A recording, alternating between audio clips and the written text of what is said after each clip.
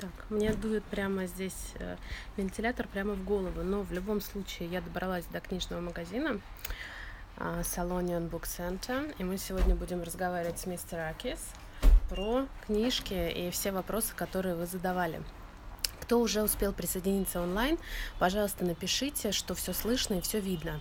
И я буду сегодня недолго мы поговорим, я думаю, но вопросы интересные у вас были. Я надеюсь, что будет тоже вам интересно послушать про то, как работают книжки на Кипре, что с ними происходит, кто их и как читает.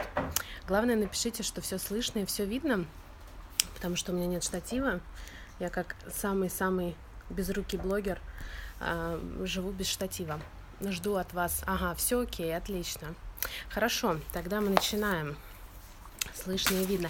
Если у вас есть какие-то еще вопросы, да, мистер Акис, он хозяин книжного магазина, самого лучшего в Никосии и, наверное, на Кипре. Это огромный магазин, вот такой вот. Это только 2-й этаж, вообще их 2 этажа. И у него здесь огромное количество книг на английском, в том числе, собственно, поэтому я и пришла. Если у вас есть какие-то к нему вопросы, вы мне пишите, я буду сейчас ему давать слово, и потом снова поворачивать камеру к себе, читать вопросы, если они будут еще. И поговорим, я надеюсь, полчасика с вами точно, и с мистером Акис тоже. Okay, let's start. So, the first question was, in Russia we say that a book is the best present, the best gift, you know. Do Cypriot people give books as a present? And if they do, which books they choose? This is what we have been trying to persuade people to do. And the fact that for the past years we ran some advertisements on local television, especially during the Christmas period. Really? And those were to persuade people that books are the best gift. Mm-hmm. And the reason we believe this is because books can be found for any age, on any subject, and for everybody. So it's very easy to find something that will suit everybody's needs. This was the aim of the advert, and we think that this has worked, and we have found that since the crisis, the economic crisis, it was very easy for people to find books at very reasonable prices. And in fact, we've seen that over the past 2-3 years this has grown slightly. It has not gone back to the levels before the crisis, and I think this is good. Things have been getting better gradually, and this is safer. If something goes up very fast, then it's very dangerous. That's true. That it was going to collapse again. Yeah. So we hope that this time people and everybody has more sense and will take things slowly from now on, and that things will get better. We found that especially this past Christmas, it was a very good year for us, especially over the Christmas period, with people buying more and more gifts from the shop. Yeah, that's true. I did. I bought. Well, I always give books. Yes, I always give books as a present. Now, it's interesting that you say the word books, because it's not only books. That's true. Of course, the main thing here is books, and to answer your question, the second part of your question is that the best gifts are children's books, by far. Yeah. But children do not always appreciate books, so it's nice to give them something along with the book, to accompany the book. That could be a toy, that could be something that is book related. And we found out that it's better to add to the collection of the bookshop and to the things that we offer people more things that are book related. So now we have a very good gift section downstairs. That's true. And not only that, but we brought some educational toys as well. And this combined with a book can make a really good present for a child of any age, from 2 to 92. Yes, that's true. Yes. That's what I'm always looking for. Some gifts for my daughter too. I always give her books and book related things. And you have these figurines like Pop, I forgot the name. Funko Pop, yes. But do you think it's for children? Because in Russia I know they are very popular for adults. Well, when I was saying for children, I didn't mean those. Yeah. Those are more for, they could be for any age, not for very young children, but it's more for collectors, for fans of the characters that are shown, and because these are produced for very well-known characters like Harry Potter, Game of Thrones, Marvel, DC, all those Avengers, all those things. Disney, yes. These are becoming quite popular, and we found that they are going quite well. It's a very recent addition to our the things we have here. We've had them here for the past 4 or 5 months only. But people we see have known about them, and it was something that was well received by the public. I think you have the biggest collection here in Cyprus, because in some shops you can find some of these Funko Pop figurines, but you have the recent collections, the latest collections, and so many of them, so it's great. Well, I am not aware of what other people are doing. We don't go around to see, but what we aim for at the bookshop always is to try, we don't always succeed, but we succeed most of the time, to give people as much as a variety as possible, and to give them the best possible customer service we can. Maybe we don't always succeed. It's not always easy to please everybody, but I think in the majority of cases we do well, reasonably well. Yeah, that's true. And my friends and I are always happy here. I'm glad to hear it. Thank you. Yes, thank you. But it's something that we have to aim for and strive for, because this is the difference between us and any online bookstore. Yes. Here you can get and like in any other physical bookshop, it's the only place you can get a personalized service face to face, and not over a screen or a mobile device that you don't really know whom you are talking to. And we feel that it's better to have a close relationship with the customers and to talk to them and see what their needs are. And I feel that the people that are working at the bookshop, they know their customers and they try their best to please them as much as possible. And do people usually ask, can you recommend a book or something? Because I never ask. I always come and look around by myself. No, we have all types of customers. A big number will do what you said. They will just go around and look at themselves. But there are other customers that will rely on the advice of the people here.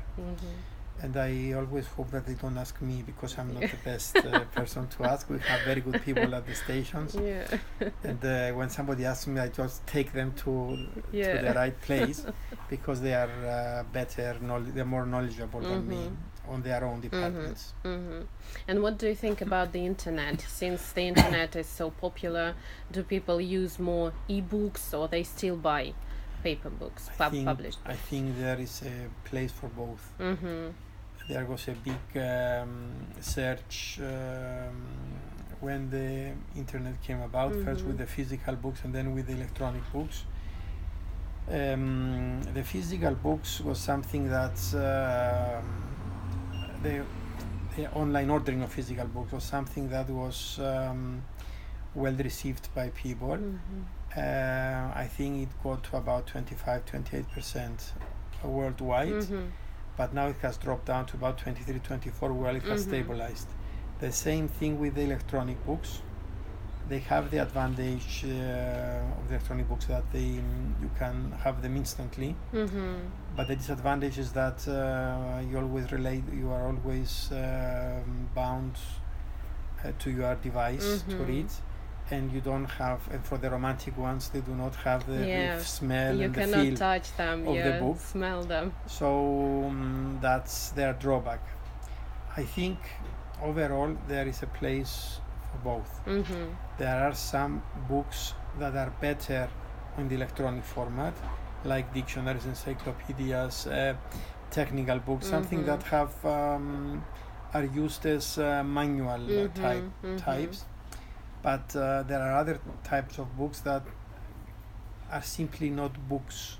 when you have them in electronic format. And to give you an example, I feel that children's books cannot be a good ebook. I don't think they enjoy reading from a screen. They wouldn't. Yeah, they like it's a different thing. It's like watching television. Yeah. It's different. But I can understand people reading novels, both in the physical and electronic format. That is, I think, the novels, I think, is the in-between situation, is where the things would meet halfway. We have to be aware, of course, that younger people are more inclined to use their devices, and people of my age and older are more inclined to use physical books because they are more accustomed to it. But I think overall there is place for both. I don't think it's like music, that most of the people of the places that used to sell CDs are closed, or even travel agencies, that you can do these things online. I think that bookshops will remain for a few more years. Forever. Well, forever. I would say for some years to come. A few more years is a little too short. Forever it's a little too long. Something in between. But I think it's something that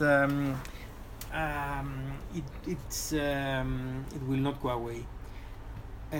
Another factor is that most of the bookshops now, they hold other events as well, and this is something that gets people inside the bookshop. Inside the shop? Inside the shop, yes. Do you have any events? We have events on Thursdays, nearly every Thursday, not every Thursday. And in fact, tomorrow is a very, very special day for us. Really? Because we're having a very, very special event. What is it? It's a new book. It's a poem that has been illustrated. And it's the first book of my youngest daughter. Really? Yes. Wow. It's about love. It's about her feelings for her closest persons. Her siblings as well as her cousins, and we're going to have the event here tomorrow at 7. And everybody's welcomed. And we are waiting to have about 200 to 250 people. Wow, nice. And she writes in English or in Greek? That's in Greek. In Greek. In Greek, yes. And this is our major event for tomorrow. But we're having another event on the 17th and the 24th for 2 Greek authors. We're going to take part in outdoor bazaar at Acropolis. I know, yes, in the park. In the park in 2 weeks' time. And the event that everybody is waiting for at the bookshop every year, we're having a bazaar outside. Where for the past 12-13 years now, and we'll be having this year's ones on the 2nd and 9th of June. So where can I check the schedule? On your Facebook page?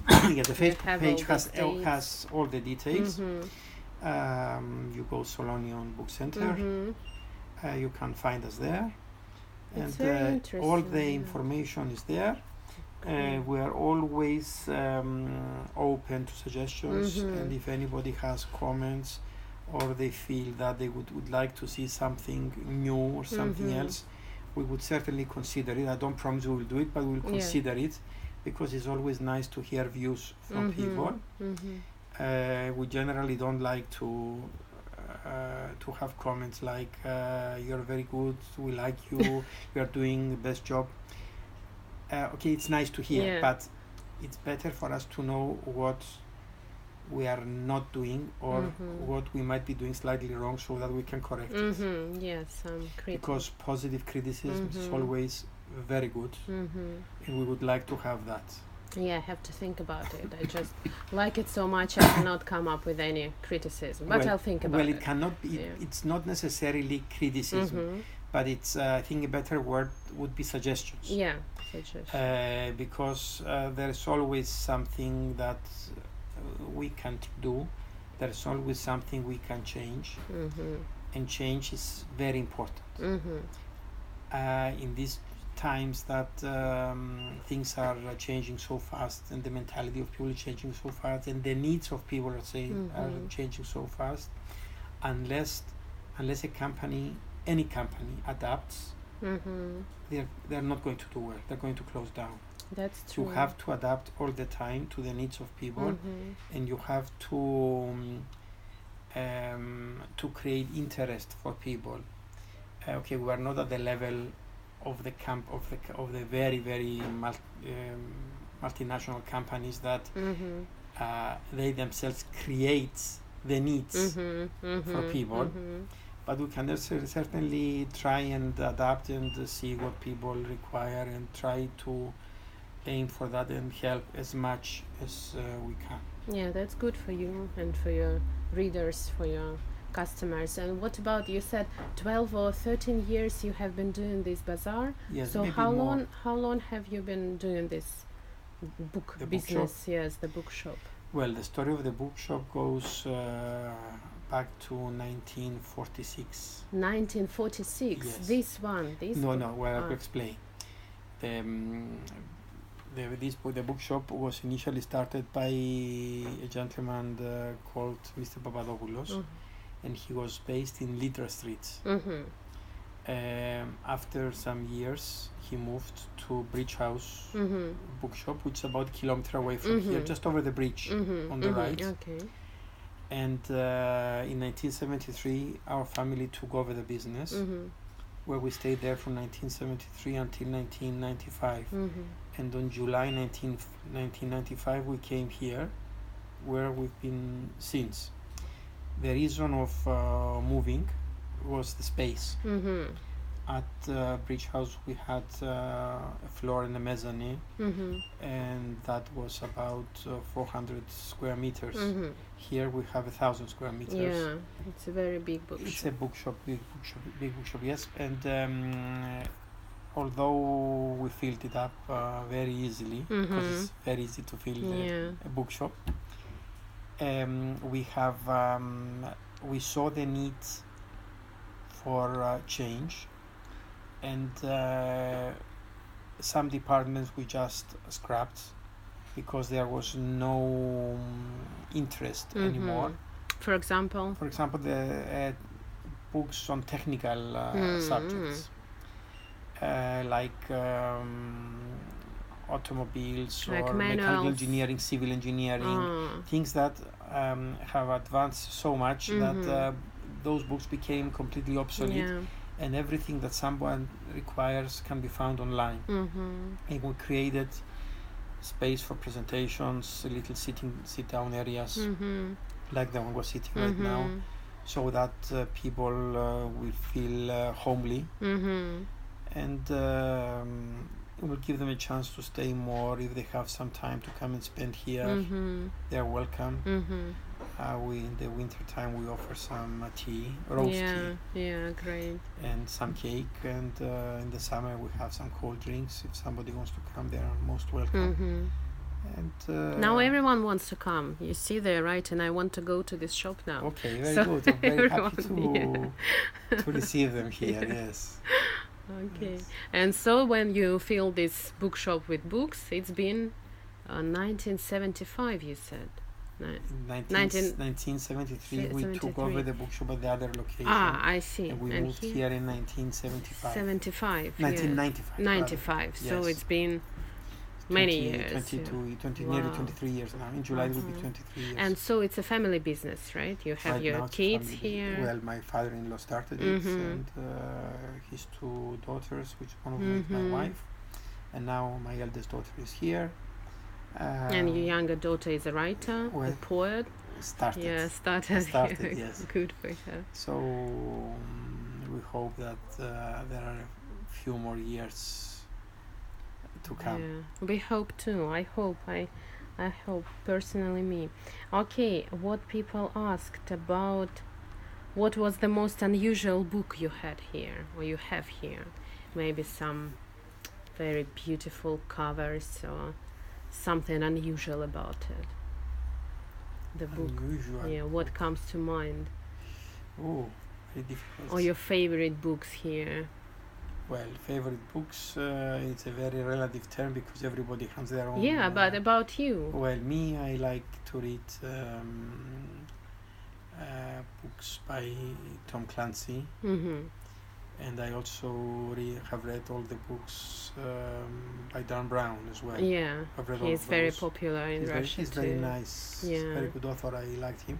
But Tom Clancy as well, I liked his books as well. They are more military, espionage, things like that. And politics. It's a fiction. Yeah. Unfortunately, he passed away, so no more books from him. But we have Dan Brown to keep us going. Yeah. So Fortunately. that's interesting, and I'm sure that new authors will come about as well. Yeah. But coming back to your question, which was the most unusual book? I don't think I can name an unusual book, but I can certainly mention that the fast-moving books were certainly the Harry Potter books. Yeah, that's true. Far. I mean, I remember not the first one, but one of the after the books became very well known. We were trying to have the books here simultaneously with the UK, and they were sending us the books early. But we were signing a contract saying that we had to keep them in a safe place and nobody would enter them until a specific time, 1 minute past midnight on the date of the release. So on some occasions we came 1 minute past midnight. We didn't open the shop, but we opened the boxes, put them in the window display, and we had about 120 copies of the book. And I think in 2 days they were gone. Yeah, that's what happened with Harry Potter everywhere, I think, in the world. I think they have extremely good marketing. Yeah. Now what they do, because there are no more books for Harry Potter at the moment, they rejacket the books and make new formats. They make big illustrated editions. Yes, I have all of them. And Jim Kay, these illustrations, they are marvelous. They're fantastic, but they're extremely expensive. Yeah.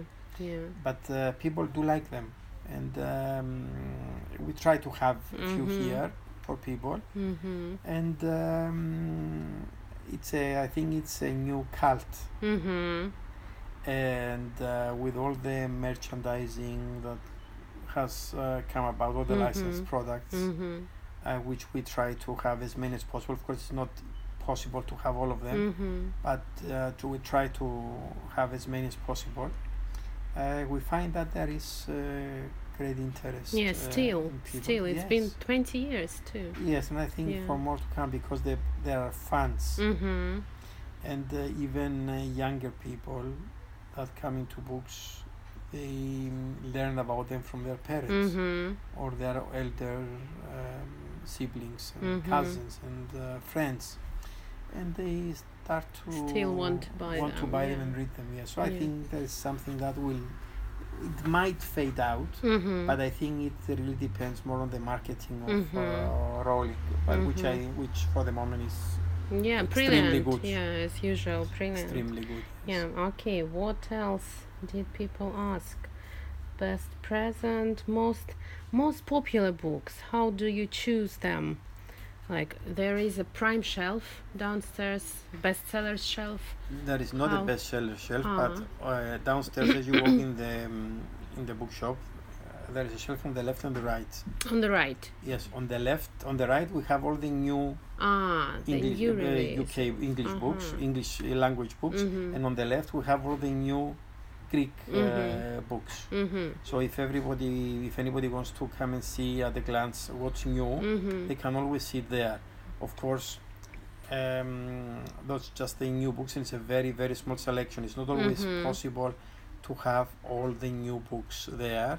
So it's worthwhile for somebody to come to go to the individual sections and have a look at the books, because the variety is in the sections and not at the front. It's just it's like a window display there, having the samples of what someone can see. And for a bigger variety, they have to visit the sections, which is mostly upstairs. We made a change that was we thought might be risky, but at the end it proved quite good. Our fiction section, both Greek and English, they were both downstairs. But because they were so popular, and we also wanted to give more space to the children's section, we moved them upstairs, where we have spread them out, and they look much better now, and the variety is bigger as well. So that section and at the back. Yeah. And this way, although Cypriot people we're a bit lazy. Wherever we want to go with a car. Even upstairs we want to come by a car. We were a bit skeptical if people will be willing to walk up the staircase. But we found out that people do, and they enjoy it because they can see them bigger variety. They are more spread out. And you have armchairs here and drinks and cake. Yes, of course, always. Yeah. Some people will complain. They will say, "Why did you bring anything upstairs? Why use them downstairs? We prefer them downstairs." But okay, I mean, you cannot please everybody. But I feel that the vast majority of people, more than 99%, prefer these arrangements. Okay, some people they might have difficulty in getting up with the stairs, but we do have a lift inside the bookshop. And that is accessible by the customers, and they can come upstairs. And so I think it was a good decision to have them here. Because I read online that usually in bookstores, kids' books are put somewhere very far for parents to come through the whole shop before they see the kids' books, and you have all the kids downstairs. Yes, that is something. That is something that somebody do. You remind me of a story. It's a joke. Yeah. That somebody walked inside a bookshop, and he asked, the owner was there, and he asked him, "Do you sell bread?" And he said, "Of course, sir. On the very top floor at the end corner." So he started going up the stairs, going through all the sections. And his employees told him, "Sir, but we're a bookshop, we don't sell bread. Why did you tell him we sell bread?" So I tell him we sell bread because he will go all the way to the bookshop, go to the end, he will see all the bookshops, he might buy something, you never know. That's true, and he might. So this is you reminded me of that now. It's a very nice one. And what about languages? I saw that you have some books in both languages. Downstairs I saw a book about running or something in Greek and in English, and they are just next to each other. Yes, we have. So how do people choose? In whichever language they feel more comfortable. When we started the bookshop, it was a mainly English bookshop. About 80% of the books were in English and 20% were in Greek. But now this has changed. We're about 60-40 now, 60 being the English books. And we have some other languages as well, but not fiction. Is mostly to learn languages. And we have some readers. They are easy readers for people to get to know the language more than to read novels or other books in that language. Unfortunately, being an island, it's not always easy to get things here by conventional and cheap means. Excuse me. It's the bulk of the books are get here by ship. Because it's less expensive, we don't have to put extra charge on the books whenever it's possible to do that. If we have to air freight books or to get them by courier, then the charges will invariably be more expensive. If somebody wants a book very fast, they always have the choice. I mean, we will always offer them the choice of getting the book here as quickly as we can, but there will be an extra charge depending on what it costs us. It could be by airmail if they are not too much in a hurry. It could be by courier if they hurry too much and they don't mind the extra cost, which is a significant cost. But we have cases that people will prefer to do it one way or the other. And we try to accommodate all needs if and when possible. It's great, yes, because I saw some of the books I want to read in English. I don't read Greek, I don't speak Greek, unfortunately, and I saw some of the books I want to buy in English, but you have them in Greek. Yes. Yes, we can always get them. Yeah. Yes, it's no problem. Okay. Provided they do come in yeah, in they were published in English in the first place. No, the reason I'm saying this Yeah. is because some of the books, for example, Paulo Coelho, Isabel Allende, they have been translated in Greek, but some of them not in English, especially Coelho. Ah, yes, because they write in Spanish. Yes, I think so. So I see. it's not always possible to have them in English. But when we can, we do, especially if it's a very well-known author. If it's not an extremely popular author and somebody wants them, we can always order the books. But anyway, I think that Cypriots read in English, right? Yes, And you speak English very well. And well, most people do, yes. yeah, so it's not a problem to choose a book in English if you don't have it in Greek. Okay, maybe the last question. How do you choose the books for the store? When you stock the shelves, how do you decide which book to take? What reviews you read? Now, there are two ways that bookshops will do this. One is that they have a buyer or a team of buyers that will they follow the new books, the catalogs, the social media, the media in general, to see what comes out, and they will choose according to the needs of the place. We use a different system. We have individual people at individual posts. They know their subject extremely well, better than me or anybody else.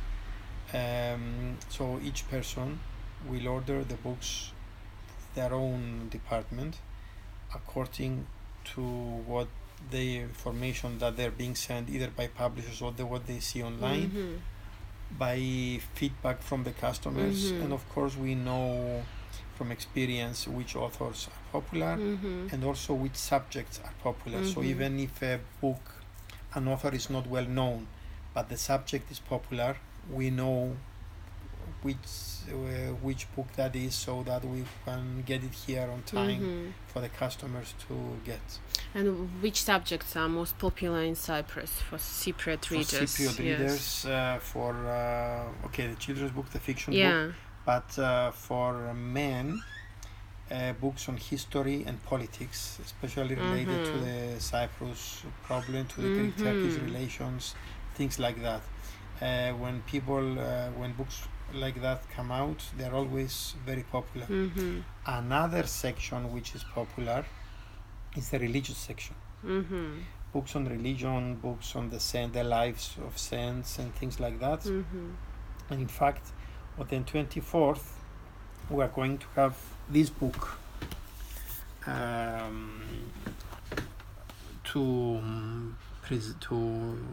to make an event, and this book is about this monk who was at the monastery in Essex in the UK, at Tiptree. And it's going to be his book. There's a lot of people from Cyprus that visit this monastery, and they know this. So there's quite a bit of history behind this book.